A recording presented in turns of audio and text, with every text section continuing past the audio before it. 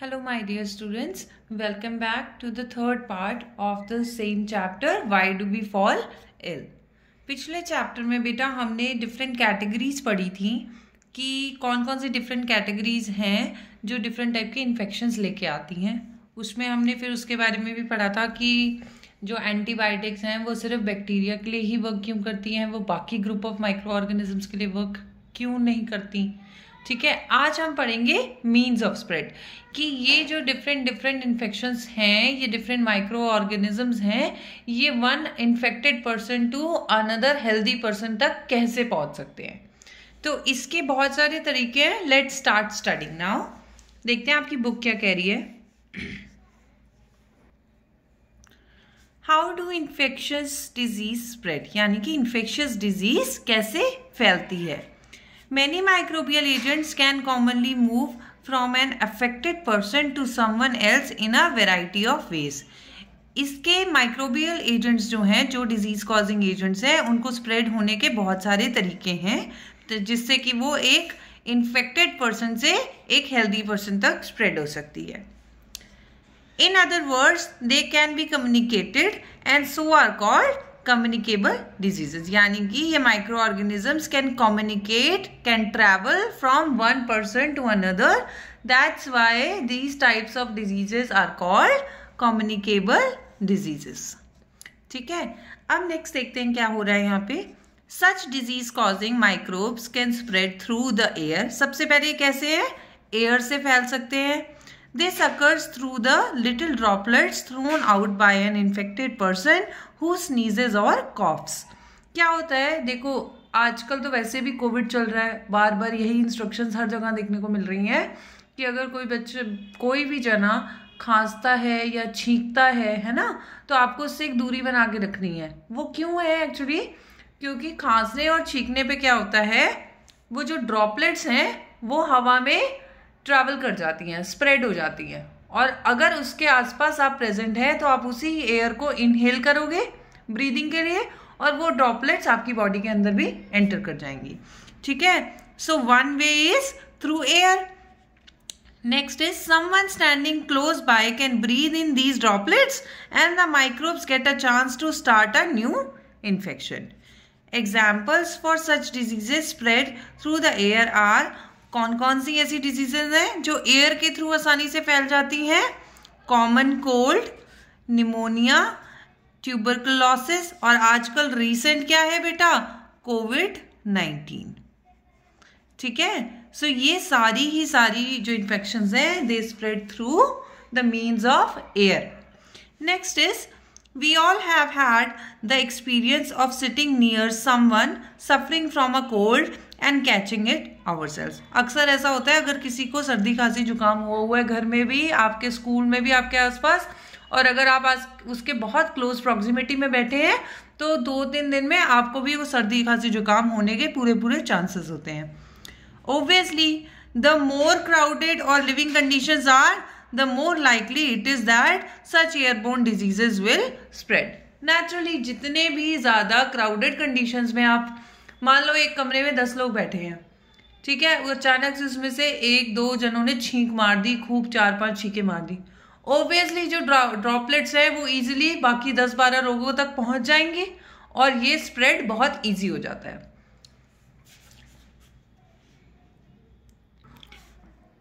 Diseases can also be spread through water. Second way क्या है, water.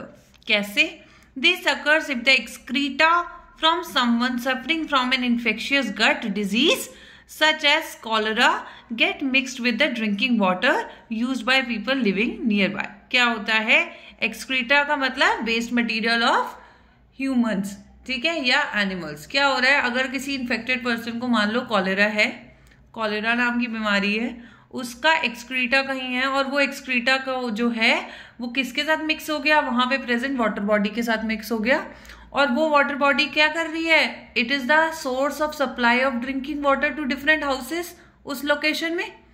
ठीक है, तो क्या होगा, वो जो वाटर बॉडी ऑलरेडी क्या है, कंटेमिनेटेड है कॉलेरा के इन्फेक्शियस एजेंट से, और अब वो वाटर सप्लाई हो गई है इन्फेक्टेड कंटेमिनेटेड वाटर के डिफरेंट घरों में, और आगे भी ये फैल गया। तो क्या हुआ, वाटर के थ्रू क्या हो गया, स्प्रेड ऑफ डिजीज हो गया।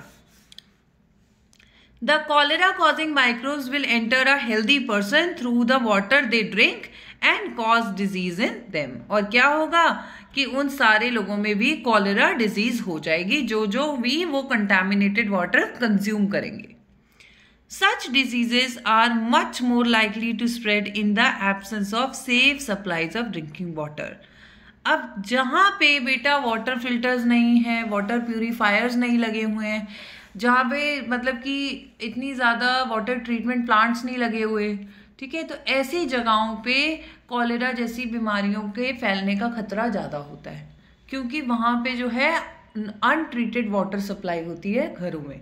ठीक है, next is the sexual act is one of the closest physical contact to people can have with each other. Not surprisingly, there are microbial infections such as syphilis or AIDS that are transmitted by sexual contact from one partner to the other. However, such sexually transmitted diseases are not spread by casual physical contact.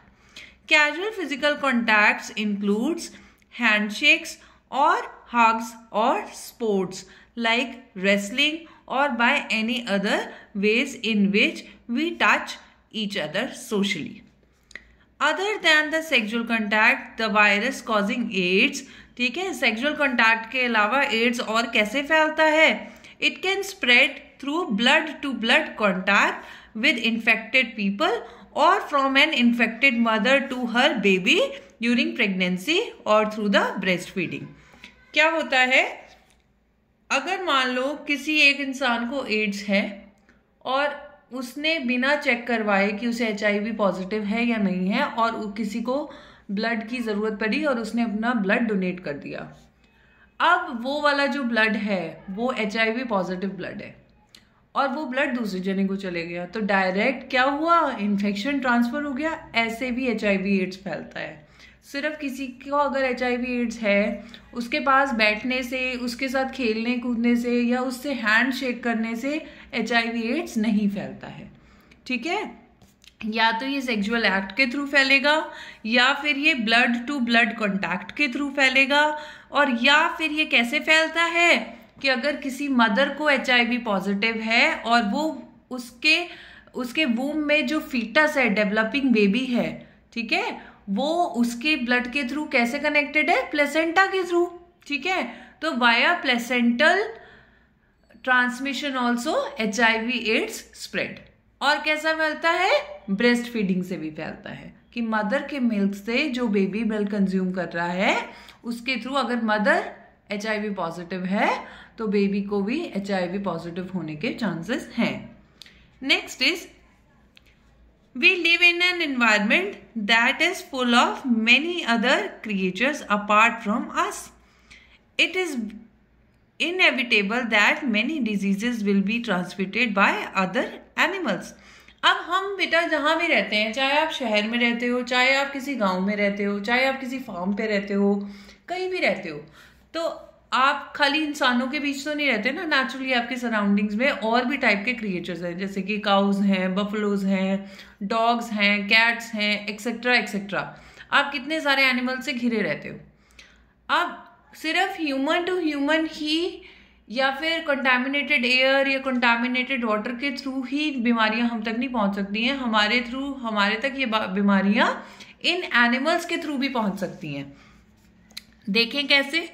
These animals carry the infected agents from a sick person to another potential host. These animals are thus the intermediaries and are called vectors. ये एक नया word सुना है आपने, vectors. Vectors का क्या मतलब होता है, कैरियर्स, यानी कि जो कि किसी भी सामान को एक जगह से दूसरी जगह पहुंचाते हैं, उनको क्या कहते हैं, कैरियर्स। इसमें सबसे कॉमन एग्जाम्पल पता है किस चीज का है, फीमेल एनाफिलीज मस्क्यूटो का। ठीक है, जो फीमेल एनाफिलीज मस्क्यूटो होता है वो क्या करता है, किसी भी इन्फेक्टेड इंसान के अंदर अगर उसको मलेरिया है तो फीमेल एनाफिलीज मस्क्यूटो ने क्या किया, उसको बाइट किया, तो बाइट करता है तो क्या हुआ, उसके ब्लड के साथ वो कांटेक्ट में आया और उसने अपने अंदर भी वो कंटेमिनेटेड ब्लड ले लिया। फिर उसने दूसरे नॉर्मल इंसान को बाइट किया और क्या हो गया कि वो जो इन्फेक्शन था एनाफिलीज का, वो यहाँ से उठ के एक पर्सन से उठ के दूसरे हेल्दी पर्सन तक पहुंच गया। और कैसे पहुंचा? मॉस्किटो के थ्रू। तो हो गया ना, mosquito is the vector of malaria. अब देखते हैं आपकी बुक क्या कह रही है। Let's see here. The common most vectors, यानी कि बहुत सबसे common vectors we all know are mosquitoes. देखो वही एग्जाम्पल आ गया। In many species of mosquitoes, the females needed highly nutritious food in the form of blood in order to be able to lay mature eggs. ज़्यादातर species of mosquito में जो females होती हैं, female gender होता है, उसको बहुत ही high nutritious food चाहिए होता है। और वो फूड किस फॉर्म में होता है? ब्लड की फॉर्म में। और वो क्यों चाहिए होता है? सो दैट दे कैन ले mature eggs. Mosquitoes feed on many warm-blooded animals, including us. In this way, they can transfer disease from person to person. और इस तरीके से क्या है, वो एक पर्सन से दूसरे पर्सन तक डिजीज को स्प्रेड कर रहे हैं। तो देखो बेटा, आपने सबसे पहले way of spread, means of spread पढ़ा क्या? नंबर 1 आपने पढ़ा एयर, नंबर 2 आपने क्या पढ़ा? वाटर, ठीक है। नंबर 3 आपने क्या पढ़ा? Sexual act.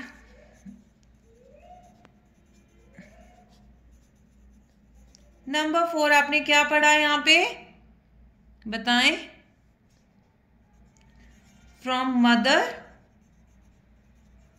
टू फीटस या ग्रोइंग बेबी। नंबर 5 आपने पढ़ा फ्रॉम ब्रेस्ट फीडिंग। नंबर 6 आपने क्या पढ़ा? वे ऑफ स्प्रेड कौन सा है?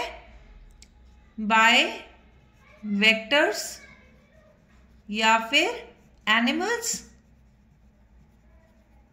राइट। सो देखो बेटा, ये कितने सारे डिफरेंट वेज हैं, एंडलेस वे, जिससे कि एक इन्फेक्टेड पर्सन से एक हेल्दी पर्सन तक कोई भी बीमारी स्प्रेड हो सकती है। अब यहाँ पे एक फिगर दिया हुआ है, देखते हैं इसमें क्या दिया हुआ है। देखो, ये एक इन्फेक्टेड पर्सन है और ये एक हेल्दी पर्सन है।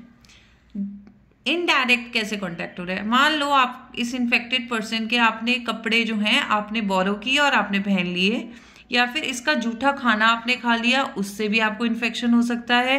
अगर इस इन्फेक्टेड पर्सन ने कॉफ कर दिया, छींक मार दी, स्नीज कर दिया, तो by the air healthy person तक इन्फेक्शन पहुंच सकता है।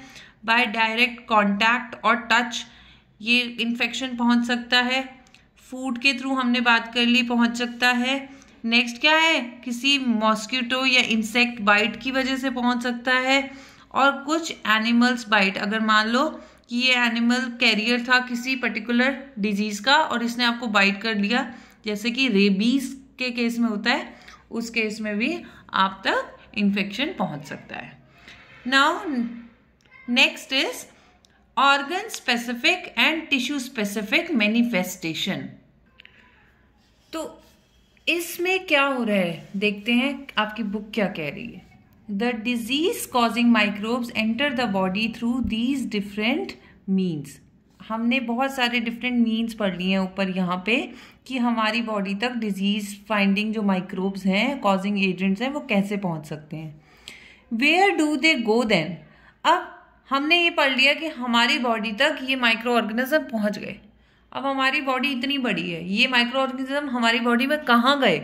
ठीक है, the body is very large when compare to the microbes. ठीक है, माइक्रोब्स होते हैं बिल्कुल, you can not even see them from the naked eyes, और हमारी बॉडी इतनी बड़ी है। So there are many possible places, organs और tissues where they could go. तो ऐसा हो सकता है, ऐसी पॉसिबिलिटी है कि हमारी बॉडी के किसी भी पर्टिकुलर पार्ट में या किसी पर्टिकुलर टिश्यू में ये जाके रेस्ट कर जाए, अपनी जगह बना लें। Do all microbes go to the same tissue और ऑर्गन, और do they go to different ones? This is a question. क्या सारे ही माइक्रोब्स जो हमारी बॉडी में आते हैं, चाहे वो कोई वायरस हो, चाहे कोई बैक्टीरिया हो, चाहे कोई प्रोटोजोन हो, क्या वो सारे के सारे एक ही टिश्यू या ऑर्गन में जाते हैं या अलग अलग टिश्यूज या अलग अलग ऑर्गन्स में जाते हैं? Let's see further. Different species of microbes seem to have evolved to home in on different parts of the body. अलग अलग स्पीशीज ऑफ माइक्रोब्स में ये देखा गया है कि वो हमारी बॉडी के अलग अलग पार्ट्स को अपना घर बना लेती हैं. In part this section is connected to their point of entry. कहीं ना कहीं ये इसके ऊपर डिपेंड करता है कि उनका, इन माइक्रो ऑर्गेनिजम्स का हमारी बॉडी में एंट्री पॉइंट कौन सा है. जैसे कि if they enter from air via nose they are likely to go to the lungs. अगर ये माइक्रो ऑर्गेनिजम्स एयर के थ्रू गए हैं हमारी बॉडी में तो नेचुरली एयर के थ्रू वो कैसे जाएंगे? ब्रीदिंग की वजह से. तो नोज से एंटर किए, ठीक है. तो ये ज्यादातर कहाँ जाते हैं? They go to the lungs. This is seen in the bacteria causing tuberculosis. ऐसा किसमें दिया गया है? जो ट्यूबरकुलोसिस का बैक्टीरिया है. और आजकल कोविड-19 भी चल रहा है ना, तो कोविड-19 के भी जो वायरस हैं वो डायरेक्टली कहाँ पे अफेक्ट करते हैं? हमारे लंग्स को अफेक्ट करते हैं. कोविड-19 में भी सेम चीज हो रही है ना कि जो माइक्रोब्स हमारे नोज के थ्रू एंटर कर रहे हैं वो कहाँ जा रहे हैं? वो सीधा हमारे लंग्स पे अफेक्ट कर रहे हैं. If now second example is if they enter through mouth they can stay in the gut lining like typhoid causing bacteria. अब माउथ में कैसे पहुंचे? कंटामिनेटेड फूड के थ्रू. नेचुरली आपने कंटामिनेटेड फूड कंज्यूम किया और आपके माउथ तक माइक्रोब्स पहुंच गए, ठीक है. और क्या होंगे? ये माइक्रोब्स आपके गट लाइनिंग यानी कि आपके डाइजेस्टिव सिस्टम में होम कर जाएंगे, बैठ जाएंगे. जैसे कि देखा गया किसमें? टाइफॉइड कॉजिंग बैक्टीरिया के केस में देखा गया. ये सबसे पहले आपके पेट को खराब करता है. और they can go to the liver like the viruses that cause jaundice. या फिर ये कहाँ डायरेक्टली जा सकते हैं? आपकी ब्लड स्ट्रीम में गए और वहां से आपके लिवर में पहुंच गए. और क्या होगा? जैसे कि फॉर एग्जाम्पल जॉन्डिस, जिसे आप पीलिया कहते हो. नॉर्मल भाषा में जॉन्डिस को क्या कहते हैं? पीलिया, ठीक है. तो उस केस में भी यही देखा गया है कि जहां से एंट्री पॉइंट है वहीं पे ये माइक्रोब्स अपना उसी टाइप के ऑर्गन्स में घर बना लेते हैं. But this needn't always be the case. But ये हमेशा नहीं होता है. An infection like HIV that comes into the body via the sexual organs will spread to lymph nodes all over the body. HIV के case में क्या हो रहा है? कैसे आ रहा है ये वायरस आपकी बॉडी में? सेक्सुअल ऑर्गन्स के थ्रू आ रहा है. लेकिन ये क्या सेक्सुअल ऑर्गन्स तक कन्फाइंड नहीं रहता बेटा. इट स्प्रेड्स, ये आपकी पूरी बॉडी में स्प्रेड हो जाता है और आपकी लिम्फ नोड्स को, लिम्फेटिक सिस्टम को अफेक्ट करता है और आपकी पूरी बॉडी में फैल जाता है. Malaria causing microbes entering through a mosquito bite. अब क्या है? नेक्स्ट है मलेरिया कॉजिंग माइक्रोब. मलेरिया कैसे हो रहा था हमारे को? एनिमल बाइट, मॉस्किटो बाइट से हो रहा था, इंसेक्ट बाइट से. These are entering through the mosquito bite will go to the liver. अब मॉस्किटो बाइट हो रही है और ये कहाँ जा रहे हैं? लिवर में जा रहे हैं. And then to the RBCs, ठीक है. The virus causing Japanese encephalitis और ब्रेन फीवर. जापानीज एनसेफेलाइटिस को क्या कहते हैं? ब्रेन फीवर कहते हैं, दिमागी बुखार, ठीक है. Will similarly enter through a mosquito bite but it goes to the infect of brain, ठीक है. अब ये मॉस्किटो बाइट बेटा आपके हाथ पे भी हो सकती है, आपके फेस पे भी हो सकती है, आपके पैरों पे भी हो सकती है, ठीक है. लेकिन ये स्प्रेड कहाँ हो रही है? सीधा आपके ब्रेन तक जा रहा है ये fever. That means it is spreading all over the body. The signs and symptoms of a disease will thus depend on the tissue or organ which the microbe targets. So basically जितने भी हमारे को symptoms मिलते हैं और signs मिलते हैं वो किसके थ्रू मिलते हैं? वो इसके थ्रू मिलते हैं कि उस पर्टिकुलर माइक्रो ऑर्गेनिज्म ने, उस पर्टिकुलर पैथोजन ने कौन से टिश्यू को या कौन से ऑर्गन को टारगेट किया है, अटैक किया है. If the lungs are targets, then symptoms will be cough and breathlessness. अगर मान लो पैथोजन ने हमारे लंग्स को टारगेट किया है तो सबसे पहला सिम्टम, सबसे पहला लक्षण क्या होगा कि हमारे को कफ होगा और हमारी सांस लेने में डिफिकल्टी होगी। If the liver is targeted there will be jaundice. अगर हमारे लिवर पे टारगेट हुआ है तो क्या होगा, सबसे पहले जॉइंडिस, पीलिया होगा। If the brain is the target we will observe headaches, vomitings, fits और अनकॉन्शियसनेस। अगर ब्रेन को टारगेट किया है तो क्या होगा, हमारे को या तो हेडेक होगी, सिर दर्द होगा, वॉमिटिंग होगा, या फिर फिट्स का मतलब होता है दौरे पड़ना, ठीक है, और अनकॉन्शियसनेस, या फिर ज्यादा सीरियस केस में हम अनकॉन्शियस हो सकते हैं या हम फेंट हो सकते हैं, जैसे जिसको कहते हैं बेहोश होना। We can imagine that the symptoms and signs of an infection will be if we know that the target tissue or organ is and the function that are carried out by this tissue or organ. So basically हम कैसे decide कर सकते हैं कि किस type के symptoms और कहाँ से आ रहे हैं, जबकि हमें ये पता होगा कि कौन सा टिश्यू अफेक्ट हुआ है और हमें ये भी पता होगा कि इस पर्टिकुलर टिश्यू और ऑर्गन का क्या फंक्शन है। उसी केस में हम जज कर सकते हैं कि ये जो सिम्टम्स हैं, ये जो हमें साइंस हैं, ये किस टाइप की बीमारी के मिल रहे हैं। In addition to these tissue-specific effects of infectious diseases, there will be other common effects too. अब सिर्फ और सिर्फ टिश्यू स्पेसिफिक इफेक्ट्स या सिम्टम्स नहीं मिलेंगे कि हमने पहले पढ़ा कि मान लो इस टिश्यू को अफेक्ट किया तो हमारे को ये टिश्यू जिस पर्टिकुलर फंक्शन के लिए रिस्पॉन्सिबल है वो फंक्शन में प्रॉब्लम आएगी या उस टाइप के हमारे को इंडिकेशन मिलेंगे। जरूरी नहीं है सिर्फ यही एक टिपिकल टाइप का इंडिकेशन मिले, आपको इस पर्टिकुलर इंडिकेशन के अलावा कुछ कॉमन इफेक्ट्स, कुछ कॉमन सिम्टम्स भी दिखाई देंगे। Most of these common effects depend on the fact that the body's immune system is activated in response to infection. अब ये कॉमन जो इफेक्ट्स हैं, सिम्टम्स हैं, ये क्यों आते हैं? ये इसलिए आते हैं बेटा ताकि क्योंकि क्या हुआ, हमारी बॉडी में कुछ अनवांटेड मेहमान आ गए, ठीक है, अनवांटेड गेस्ट आ गए, हमारी बॉडी उन्हें वेलकम नहीं करना चाह रही है और उनको बाहर निकालना चाह रही है। और हमारी बॉडी में एक स्पेशल सिस्टम है जिसको कहते हैं हम इम्यून सिस्टम, वो एक्टिवेट हो गया और उन्होंने कहा भाई जी हमारे घर में आपका वेलकम नहीं है, हमारी बॉडी में हम आपको यहाँ पे नहीं रख सकते, आप बाहर जाओ। अब वो मेहमान नहीं जा रहे हैं तो आपकी बॉडी क्या है, बॉडी के सेल्स एग्रेसिव हो गए और उन्होंने क्या कर दिया, उनके ऊपर अटैक कर दिया। वो जो अटैक है that is actually the immune response of your body cells against the unwanted और disease causing micro organisms that have infected your body. An active immune system recruits many cells to the affected tissues to kill off the disease-causing microbes. अब क्या होगा, अब जब आपका immune system active हो गया, active mode पे चला गया, जैसे ऐड आती है ना वो ऑल आउट वाली, एक्टिव मोड पे मच्छरों को मारे ढपाक ढपाक, कितनी फनी ऐड है, ठीक है। बस ऐसा ही सिस्टम लगा लो कि आपका इम्यून सिस्टम एक्टिव हो गया और उसने क्या किया, अपने बहुत सारे सेल्स को क्या कर दिया, काम दे दिया, भी ऐसा करो फटाफट तेजी से खूब सारे नंबर में जाओ और जिस टिश्यू के ऊपर अटैक हुआ है वहां पे जाके डिजीज कॉजिंग माइक्रोब के ऊपर अटैक कर दो और उसे किल कर दो। This recruitment process is called inflammation. अब इस प्रोसेस में क्या होता है जी, इस प्रोसेस में ये होता है, जैसे मान लो ये एक सेल था या ये ग्रुप ऑफ सेल्स थे, टिश्यूज थे, यहाँ पे इन्फेक्शन हुआ, आपकी बॉडी के थ्रू जो इम्यून रिस्पॉन्स गया उसने क्या किया, इन सेल्स के आसपास ना एक लेयर बना दी, ठीक है।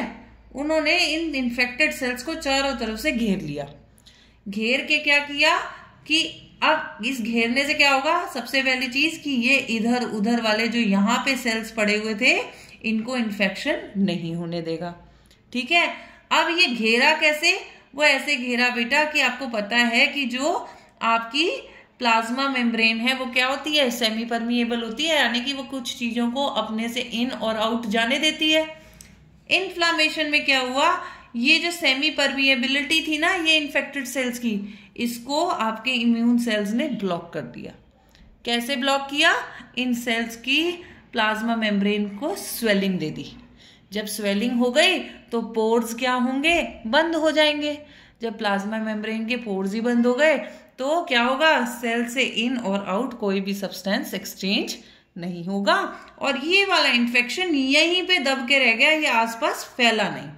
ठीक है जी। ये स्वेलिंग की वजह से ही कुछ रेडनेस भी होगी, थोड़ी सी पेन भी होगी, थोड़ी सी हीट भी लिबरेट होगी, क्योंकि देखो यहाँ कितना सारा एक्शन चल रहा है। ठीक है, तो खूब हंगामा चल रहा है, इस वजह से ये सारा इफेक्ट होगा और इस इफेक्ट को क्या कहेंगे? इन्फ्लामेशन कहेंगे। As a part of this process, there are local effects such as swelling and pain and general effects such as कभी कभी high, मैंने आपको बोला ना हीट भी हो सकती है, so that heat is in the form of fever. In some cases, the tissue specificity of infections lead to very general seeming effects. For example, in HIV infection, the virus goes to the immune system and damages its function. अब जो ये HIV का virus होता है, HIV infection होता है, इसका virus बहुत चालाक वायरस होता है। इसको पता है कि अगर मेरा इन्फेक्शन हुआ बॉडी में तो सबसे पहले इम्यून सिस्टम एक्टिव हो जाएगा और वो ये वाला हंगामा क्रिएट कर देगा। तो ये HIV वायरस क्या करता है? सबसे पहले इस इम्यून सिस्टम को ही अटैक कर देता है कि ना इम्यून सिस्टम एक्टिव होगा और ना ही मेरे खिलाफ कोई भी सिम्टम्स बॉडी को पता लगेंगे कि मेरी बॉडी में HIV इन्फेक्शन हो चुका है। यही एक बहुत बड़ी वजह है कि क्यों जो HIV पॉजिटिव पेशेंट्स होते हैं, ठीक है, इनको 14 इयर्स तक नहीं पता लगता। 14 साल तक ये वायरस आपकी बॉडी के अंदर रहता है और कोई इफेक्ट ही नहीं पता लगता कि ये वायरस की प्रेजेंस कैसी है। इन 14 सालों में ये धीरे धीरे धीरे धीरे आपके इम्यून सिस्टम को बिल्कुल खराब कर देता है, खत्म कर देता है। उसका इफेक्ट ये होता है कि आपको छोटी मोटी कोई भी बीमारी हुई, कोई जरा सी छींक आई या कोई भी हल्का सा भी इन्फेक्शन हुआ, वो बीमारी आपकी बॉडी को इमीडिएटली कैच कर लेती है। ठीक है, और आप बहुत फ्रिक्वेंटली यू स्टार्टेड फीलिंग सिक, आपको बहुत जल्दी जल्दी बहुत सारी बीमारियां लग रही होती हैं और क्या होती है, आपकी बॉडी इंटरनली वीक होते होते it causes the death of the person. तो देखें, यहाँ पढ़ते हैं हम एक बार फटाफट से। Thus, many of the effects of HIV/AIDS are because the body can no longer fight off the minor infections that we face every day. हमारी बॉडी रोजमर्रा के छोटे मोटे इन्फेक्शन से भी लड़ने की क्षमता खो देती है। क्यों? क्योंकि हमारा इम्यून सिस्टम अफेक्ट हो गया। Instead, every small cold can become pneumonia. थोड़ी सी सर्दी खांसी भी निमोनिया का रूप ले सकती है। Similarly, a minor gut infection can produce major diarrhoea. अगर थोड़ा भी स्टमक इन्फेक्शन हुआ तो उसकी वजह से क्या होगा? वो डायरिया का रूप ले लेगा with blood loss. Ultimately it is these other infections that kill people suffering from HIV/AIDS. Next is, it is also important to remember that the severity of disease manifestations depend on the number of microbes in the body. यानी कि किसी भी disease का कितना फैलना है, उसकी कितनी सिग्निफिकेंस है आपकी बॉडी में, ये किसके ऊपर डिपेंड करता है कि आपकी बॉडी में कितने नंबर ऑफ माइक्रोब्स प्रेजेंट है। If the number of microbes is very small, the disease manifestations may be minor और अननोटिस। अगर ये नंबर ऑफ माइक्रोब्स बहुत कम है तो डिजीज के इफेक्ट भी बहुत माइनर होंगे या फिर बिल्कुल भी नोटिसेबल नहीं होंगे। But if the number is of the same microbe is large, अगर इसी माइक्रोब का, माइक्रो ऑर्गेनिज्म का नंबर बहुत ज्यादा बड़ा है, the disease can be severe enough to be life threatening. तो वही छोटी सी डिजीज, छोटा सा इन्फेक्शन भी लाइफ थ्रेटनिंग हो सकता है। The immune system is a major factor that determines the number of microbes surviving in the body. We shall look into this aspect a little later in this chapter. हमारी body में कितने microbe survive कर पा रहे हैं, ये depend करता है हमारी बॉडी की इम्यून सिस्टम, कि हमारा इम्यून सिस्टम कितना स्ट्रॉन्ग है या वीक है। इसके बारे में बेटा हम नेक्स्ट भी पढ़ेंगे। So for now you have to go through this whole topic. It is very new but very interesting topic. और आप प्लीज बेटा, रिक्वेस्ट है, आप स्कूल आइए, ठीक है, सिर्फ मंडे, वेंसडे एंड फ्राइडे को आपका स्कूल लग रहा है. Please come to school because ये वाला बहुत इंटरेस्टिंग एक टॉपिक हमने शुरू किया है and you will really love it. Till then please keep on studying hard. आप इस वीडियो को सब्सक्राइब कर सकते हैं मेरे चैनल को. इस वीडियो को आप लाइक कीजिए, कमेंट करिए अपना name, class and section. Thank you बेटा. Take care.